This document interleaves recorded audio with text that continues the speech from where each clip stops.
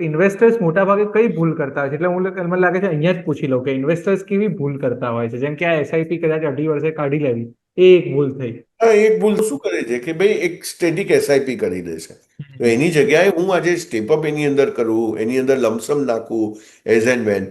તો એ બધું આજે જે છે અમે લોકો અમારા પ્રોગ્રામમાં અને બધામાં ગાઈડ કરતા જોઈએ છે કે અને બધાને કમ્પલસરી કહીએ, કારણ કે આમાં સૌથી મેજર મેજર બેનિફિટ શું છે કે હું એને સ્ટોપે કરી શકું. તમે કોઈ કોન્ટ્રાક્ટમાં તો એન્ટર નથી થઈ રહ્યા કે તમારે કમ્પલસરી તમે કીધું છે હું 10% સ્ટેપઅપ કરીશ તો તમારે કરવાનું જ છે. હા, એ તો કેન્સલ કરી શકો છો. જ્યારે ફાવે ત્યારે કરવાનું. હા. હા.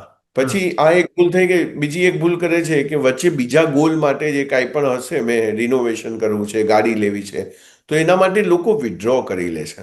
તો એ હમ. વિથડ્રો નહીં કરવાના. તો એ વિથડ્રો કરવાની તો પાવર ઓફ કમ્પાઉન્ડિંગ ક્યારેય નહીં થાય. ચક્રવૃદ્ધિની જે તાકાત જે છે એ મને ક્યારેય સમજાશે નહીં. અને તો મારે એકચ્યુઅલ એને રિટર્ન પછી ઓછું થશે. આ બધી ભૂલો લોકો કરે છે જે ન કરવી જોઈએ.